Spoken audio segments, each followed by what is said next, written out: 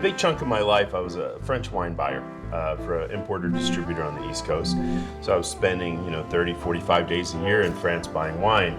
And that's where I met my partner, Louis. He was one of the growers I worked with. And we were having lunch in Gigondas, and he asked me about these Finger Lakes where I lived. And I explained to him a bit about the terroir, the fact that we have this amazing Devonian shale, 350 million years old.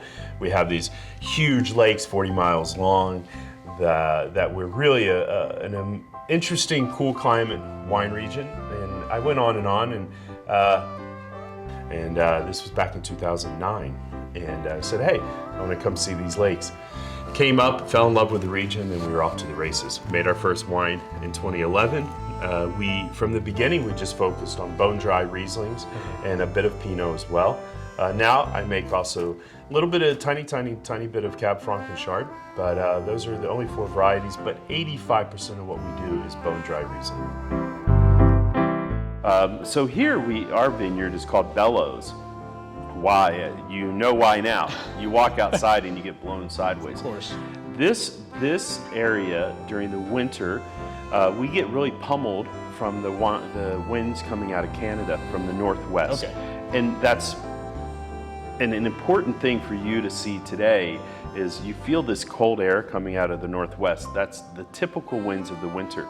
They would be even worse if we didn't have the Great Lakes to the north and the Finger Lakes. So what happens is this cold air comes down out of Canada, it hits the Great Lakes, which acts as a huge buffer, and it warms the air because they don't freeze. And then the final piece of the puzzle is here, Seneca Lake, and that's what makes all this possible. Mm-hmm. Now, when you come back in the summer at some point, instead of having the winds come out of Canada, what we have all summer long is the thermals.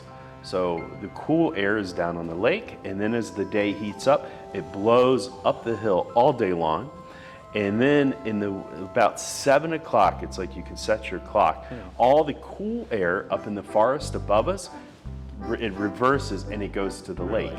It's really quite amazing. So what you see out here is literally just shale that's about 2 feet below the surface. So this is all Devonian period shale, and you see there's all these amazing colors of shale out here, and it's a very friable shale, so you can break it apart quite easy. It's like potato chips. And this is the mother rock of the region. This is what defines us, and I think it's probably in North America one of the few places where you find this amount of shale.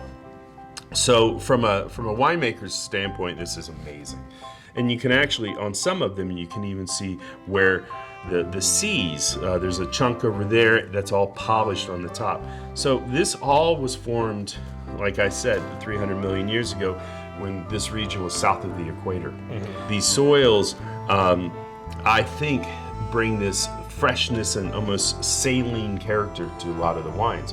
So you have a lot of richness, you have a lot of texture, you have a lot of flavor, but you don't have heaviness. Winemaking here, we do everything to do very little, is kind of the philosophy. So combination of hand harvest, machine harvest, into press, very slow press, 4 or 5 hours. We settle in steel overnight. And then about 85% of the wines go into neutral barrel. And a lot of different sizes, but these big 500s here, I have some 600s, I have the traditional 228. A lot of these come from our estate in France when they're old. So these are all, on average, around 9 years old, up to 12. Mm-hmm. So they don't have an impact on flavor, they just have an impact on how the wine ages.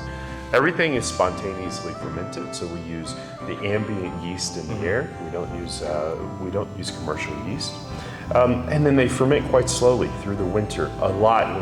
When we came in here, you can smell some fermentation still going. They'll finish in April typically. Then we'll start to do the blends, and we'll put everything together. And we typically bottle late in the summer.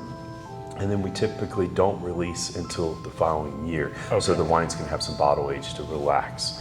And how does that, now, is there a different process or a different maturation time for different blocks or different vineyards? Yeah, so it's a good question.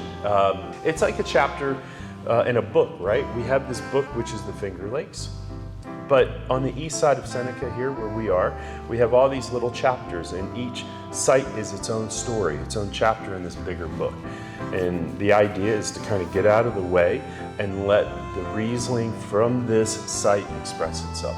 Riesling is, for me, a vehicle that tells the story. If we're doing our work well, the varietal becomes very secondary. What becomes very important is the place. Yeah.